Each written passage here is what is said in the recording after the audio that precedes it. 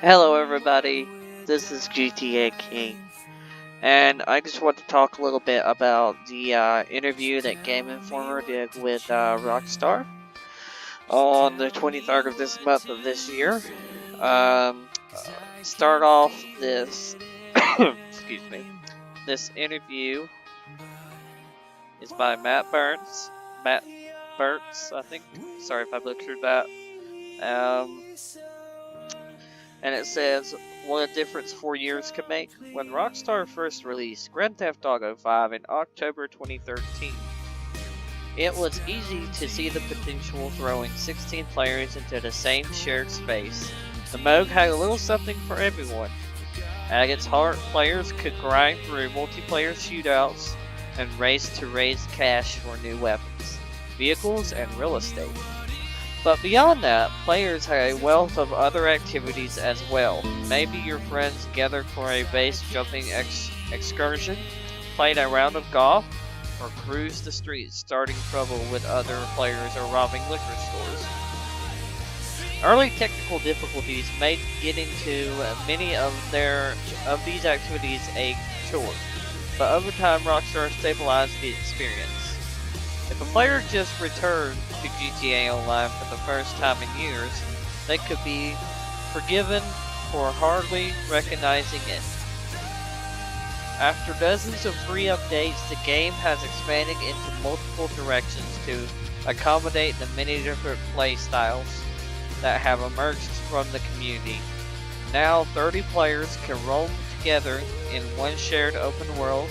Daredevils have a series of death-defying stunt races to enjoy, made both by Rockstar and the larger community. Those interested in criminal enterprises join a pre-existing organization or start one of their own to run guns, sell contraband, and smuggle illicit goods across Los Santos. Gearheads spend time and money tricking out cars with the deep customization options. Those with cinematic eyes create films with the Rockstar editor. Players routinely roll through the city in weaponized vehicles, and the wealth of fashion items means you rarely come across two players with the same look. Alright, well, Rockstar's relentless work paid off. Remarkably, Grand Theft Auto 5 continues to appear in NPD sales. Characters every month. No, wait, sorry. I was thinking about the double character thing. Charts every month. User engagement numbers for GTA Online also keep climbing, making it one of the most successful shared world experiences of the console generation. As Grand Theft Auto Online moves into the 5th year of service, I spoke with Rockstar Director of Design Imran Sawyer. We'll leave that Sawyer. Sorry if I butchered it there. But about the remarkable evolution of the shared world, why the studio shedding away from creating single-player expansions for GTA 5, and how the release of Red Dead Redemption 2 will impact the future of the popular mode. Now, we get into the questions here that the interviewer asked the sorry, it's a little itchy. That the interviewer asked the director of GTA. The bolded ones are the questions, and the regular text is the answer. So we're going to go through every question and every answer. And we may look at a few comments. Alright. Now, first question is, over the last 4 years, GTA Online has grown in so many directions that it services a lot of different playstyles, from cooperative heist to illicit ventures to competitive multiplayer and racing. Since its launch in 2013, how much of the content was pre-planned as a part of brand vision and how much was determined by examining how players were engaging with the game? And here's the answer to said question. We intentionally kept the initial concept fairly broad, which was to replicate as much of the Grand Theft Auto experience as we could in an online environment, using the shared architecture of the world as the platform, adding some sort of permanent experience to conventional multiplayer modes. We had discussed the idea of doing heists and other more structured content, but our initial attempts at them were not very good. To be totally honest, it did not begin very well at all.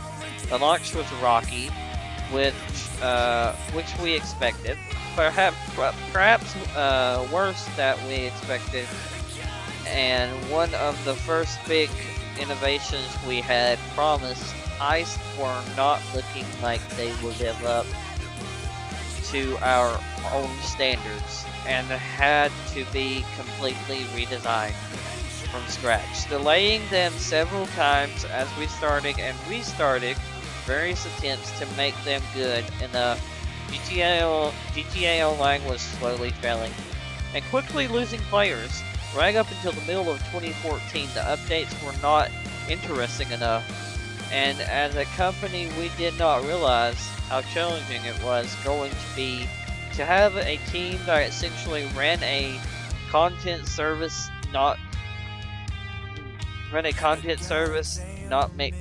that doesn't make normal games. I'm just gonna say it like that. But the second paragraph here says the heists were the turnaround, along with improvements in the game's core stability. They were a huge hit and gave us an understanding of the kind of complex missions that were possible.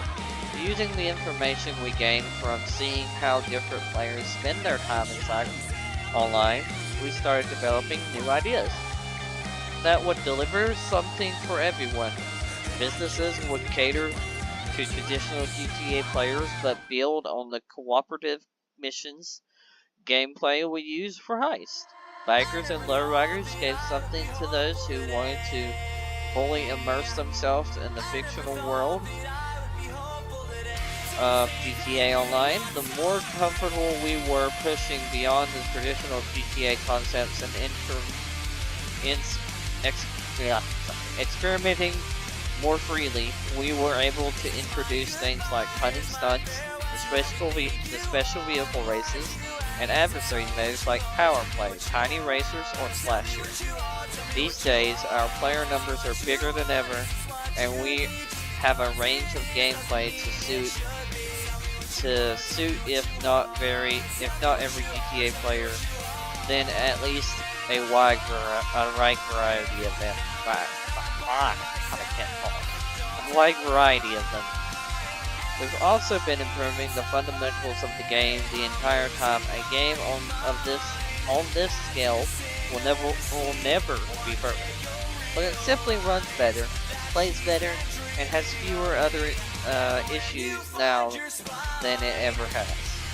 Giving all the effort that's gone into the game in the past 4 years, it's one of our biggest regrets that we lost millions of players in the first year that have never experienced how much we've improved and added to the game since the early days. So basically, this paragraph, like I say, is talking about the literal beginning of GTA and like the heist and how they didn't do very well, and basically like how GTA has seen how people have reacted to these updates and how people react in the world of online, and just thought of ideas outside of what they usually do for like the next update, for like to say this Halloween coming up is the rocket car, or aka the Batmobile, which I hopefully will be purchasing that. I have 3.7, but we'll see. But back on topic, it's just basically telling how much they have really changed and everything, which I could say for myself, they have really changed a lot since I first started playing. Whenever I started playing, I remember the re-roam update coming out. That was after Heist, though. I remember... No, I don't think I remember Heist coming out. I don't know. I think I got it whenever it came out on Xbox, so I'll probably have to go back and see the date that it came out on Xbox. But other than that, the next question. This is a shorter answer, but the next question says, Grand Theft Auto Online has proven itself a consistent destination for gamers. Will GTA 5 continue to stay in the top 10 sales charts, a jaw-dropping 4 years after its launch, to what you most contribute its success? To what do you most contribute its success? So the answer to this question was, we put that down to a combination of factors. As a fundamental level, there is amazingly detailed living open world that works for both a single player story and a shared multiplayer experience. We put a huge amount of work into the single player experience and have subsequently put a huge amount into the multiplayer experience. Both have been both pretty evolutionary and polished. The other real strength of GTA Online is diversity of the gameplay in the world. You can treat it like a traditional GTA world and explore on your own, or take a friend to the movies, or play a game of tennis. And then there is a wide range of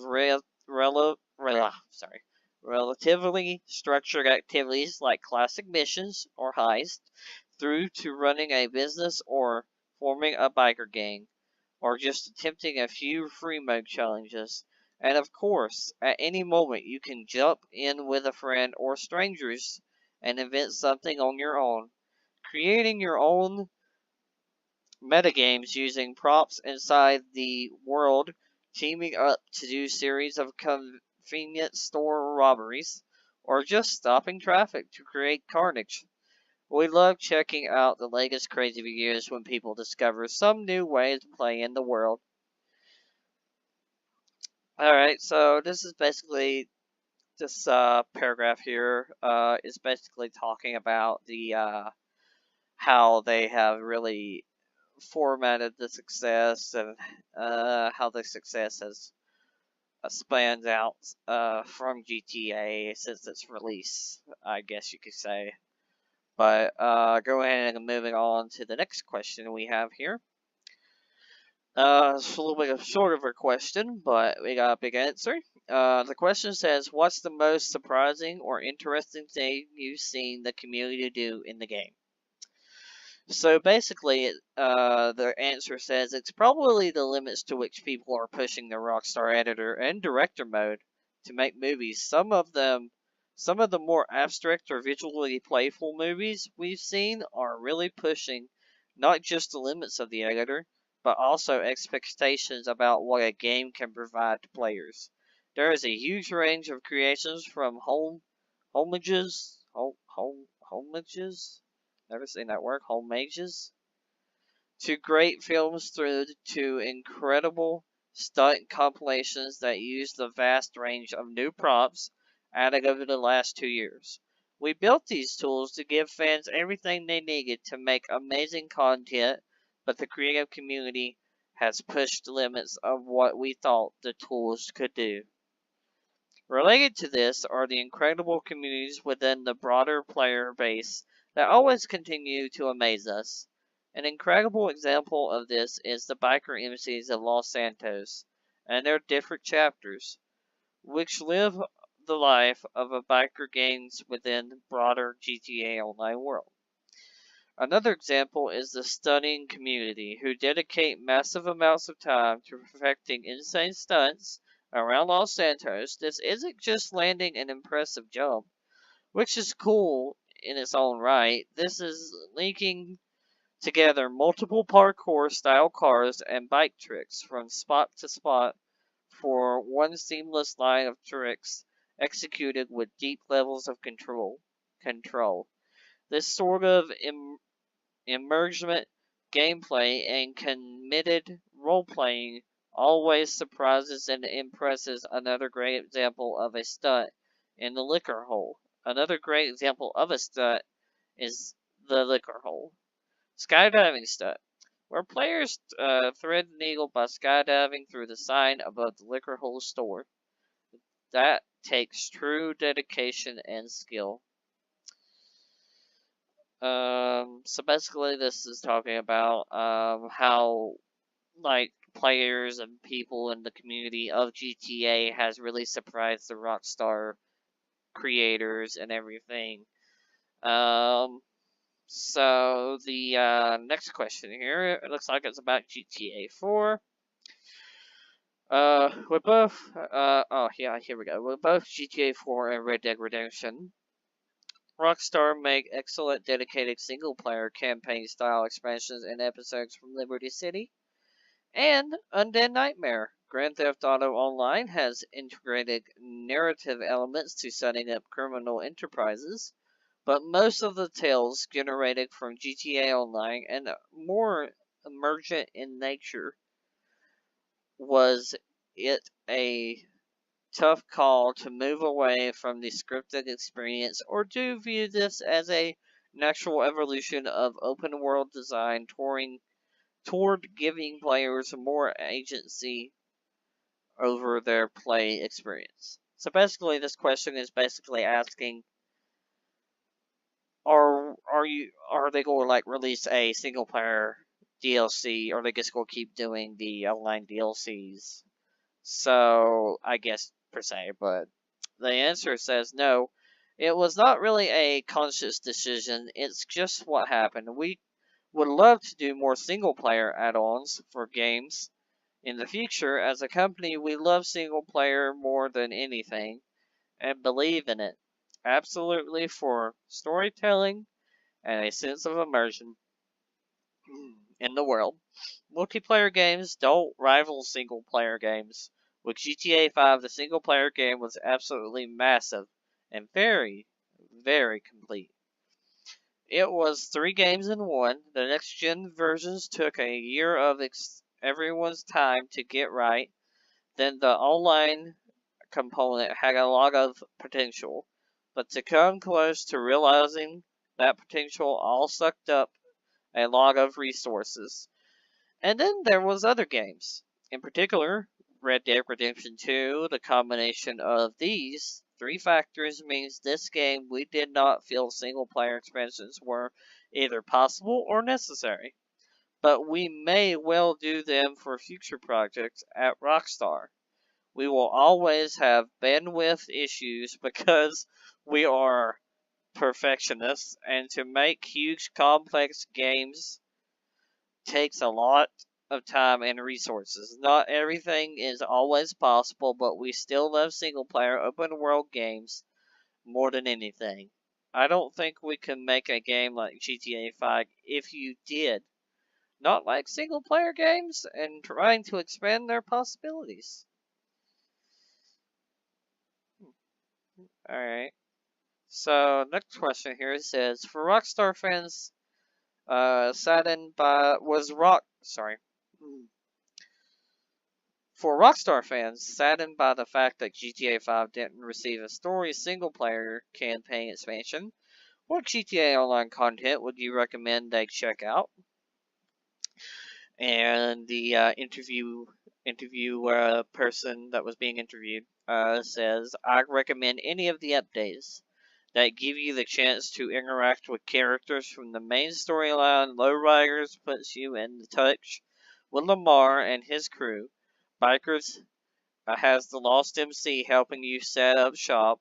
Lester's helps facilitate heist, which Trevor makes a cameo appearance, and Agent 14 guides you through building bunker businesses and gun running. But for the best combination of gameplay and additional character interaction, you can go past the Smuggler's Run update. You can't go past the Smuggler's Run update. Not only are the missions a lot of fun, but Nervous Ron is still extremely nervous about having you for business partner. And he hosts a whole new episode of Blaine County Radio Community Hour on Blaine Talk Radio.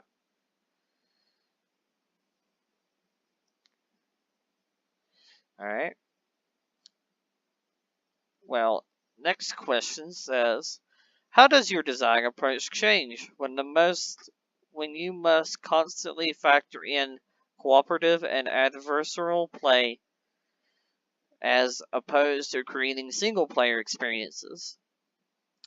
So the answer to this question was there's a technical challenge simply because the number of variables increase exponentially, especially when you're dealing with a cooperative experience on the same level as a single player game. This was one of the reasons heists were initially so difficult to get right. Every player had to feel like they were having a unique experience inside the overall mission. Rather than just feeling like you're a backup gunner along for the ride, adversary modes are a lot of fun to design because you are dialing back the scripted experience in the favor of literal games. We take out inspiration for those from all different kinds of places, from traditional shooter games to American football to darts.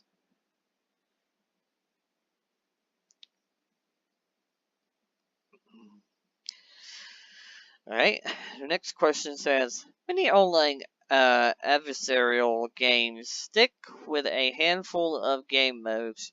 GTA Online offers dozens. Which have proven most popular with players over the years? So, the answer to this question was, of the earlier modes, Slasher and Deadline are still really popular, alongside classics like Hunting Packs and Cross the Line, which still have a dedicated following. Every adversary mode finds a dedicated fan base over time. Adversary modes are often involve asymmetrical gameplay, which lets us get really creative and experiment with what players have to do in the mode, or do to each other to win. Hasta la Vista is a very early example. Players on highly maneuverable bikes being hunted down by powerful, unwieldy semi-trailers. In the Los Santos River Basin, before adversary modes, there were more typically symmetrical versus modes, but adversary modes turn the player's experience on their head, giving them the chance to take a break from their lowrider car meets or criminal empires and take a step into another world within this world. Hey, it's the Sanctus. Man, I really want that bike. Alright, this one is a pretty big question with a small answer, but we'll go ahead and read this. So this one says, one of my favorite things to do in GTA Online is check out the clothes other players are wearing. The myriad fashion options for self-expression are deeper than any other game, and Rockstar continues to expand them with each content expansion. Do you have a dedicated team that constantly works on the fashion offerings, or does it happen more organically? It's a bit of both. We have a team that is constantly researching and designing new clothing for all of our games. For GTA Online, that means being constantly on the lookout for appropriate clothing from specific subcultures or from the latest fashion trends. We try to ensure they're an even balance of male and female clothing options with every update.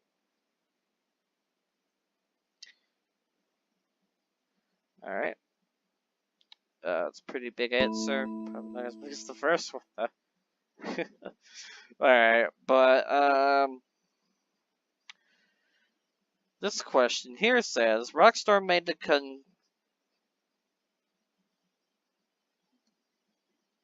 sorry, I had to go. Rockstar made the conscious decision not to charge players for large content drops, like gun running, import-export, further evictions and financing felony, etc., etc., etc. Yet, we still see criticism that too much of new content in GTA Online is aimed toward high rollers who either spend hundreds of hours in the game or invest in shark cards. What is your response to those complaints? Answer to this question is every single evolution ever made in GTA Online franchise has been treated. I was going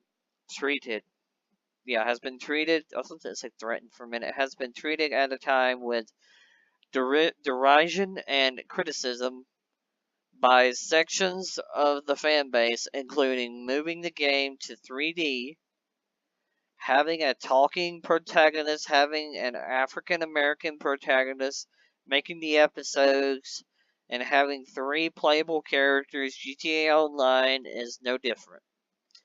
GTA has stayed relevant because we are obsessed by continuing to evolve and iterate, but whenever we do that, people don't like it. So all we can do is make what we believe are great experiences. With GTA Online, we decided to give our players access to all updates for free because it kept our players together and allows to make their own choices about what they want from each update and in what order. Everyone has access to everything, and no one is forced to pay a lump sum for items that they may not want or need. With both GTA 4 and Red Dead Redemption, we sold DLCs, and unfortunately both times it fractured the audience and helped to kill the games much faster than they deserved. With GTA Online, if there's content people don't like or want, they can simply ignore it and do something else, while still being in the same core world as everyone else. For us, this model works and has let us keep expanding the experience. Given the huge amount of stuff we had given absolutely for free, including Heist and all the modes and all the clothes which cost almost nothing. I really don't think we can be accused of gouging the player base. People can happily play and never spend a dollar, aside from buying the game. In addition to those regular large updates, we are always offering additional bonuses and discounts for players, which not only exposes them to fun new items and modes they may not have considered owning or playing, but it means that simply by jumping into the game in the weeks prior to an update, you can quickly earn enough cash to buy the items you want when a new update arrives. The vast bulk of our millions of players are playing their way to the items they need, forcing people to buy regular updates the size of something like Heist or Gun Running will almost certainly elect similar pushback to the criticism we received for the way GTA Online works, and would definitely not have given us the ability to deliver content at this level of quality to millions of players in the same way. And so the last question here says, how much longer do you plan to add new expansions and updates to GTA Online? Will this live on in tandem with Red Dead Redemption 2 when it launches next year? We, creator of GTA 5, says we don't yet have a fixed endpoint in mind, but the rollout of updates may change a little in order to encourage players to try Red Dead Redemption 2 when it launches. It would be great to have players splitting time between two incredible worlds, but we shall see how things evolve. One of the enjoyable things about working on a project like this is that you can iterate quickly and change and evolve plans fairly quickly too. So we don't have to be as clear in our plans as with other projects. And some of the comments here is from, zoom in a little bit, by Bethesdaware, says Rockstar always giving the typical PR statements. They aren't ever going back to single player DLC MTs are where the money is at. No GTA game has come close to selling as much as GTA 5. This is the future of Rockstar games and gaming in general. By Prince Helmet says, never did play the online stuff, probably won't either. But the single player in GTA 5 was pretty solid. Slayer for President says, still wish this didn't replace DLC add-ons. Games Does says this is the craziest game to exist in the gaming history. Although I don't admire in-game purchases, end up buying them anyways. Alright, here we go. Phil Kills says, I for one enjoy not having to pay for extra content. I never thought a game needing any single player DLC. Like I have actual friends to play online with, so that is more interesting than playing a game by myself when I can enjoy the same world with my friends and nothing is locked behind loot boxes like every other online multiplayer game out there. If you don't want to buy shark cards, then don't. No one is forcing you. Get some friends and play the game. Alright, one more comment.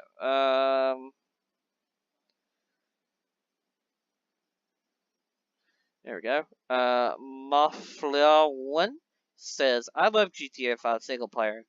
I played it and completed it on both PS3 and PS4.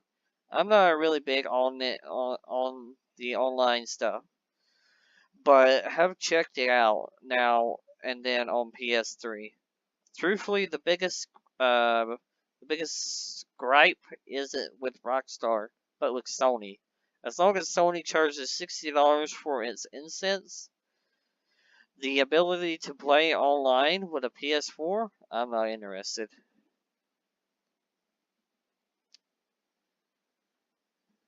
Alright, well, once again, everybody, this has been a little interview, or actually a pretty big interview, I'm sorry, that Game Informer has had with um, hang on again, sorry. Had with a Grand Theft Auto 5 creator. Now, if you would go to this website to check this out yourself, the website is www.gameinformer.com/b/features /archive /2017/10/23/exclusive-interview-rockstar-discuss past, present, future of Grand Theft Auto Online .aspx. Now, I will put this link in the description below. But all in all, I hope you have enjoyed this little pretty long video, about 30-35 minutes now. But I hope you have enjoyed this video. If you did, like, comment, subscribe. Thank you for watching this little informer video of GTA Online. And I hope to see everybody on the Halloween release of the Vigilante video this Friday. Thank you for watching, and goodbye.